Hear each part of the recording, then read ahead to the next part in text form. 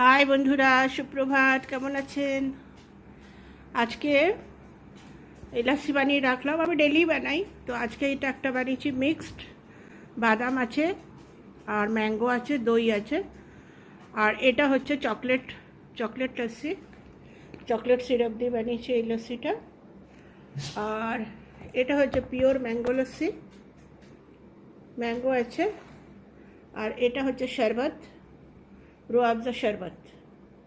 এটা লস্যি না, মানে হাফ দই আর বাকিটা জল আর রুয়াবজা। এই আজকার লস্যি কা আইটেম।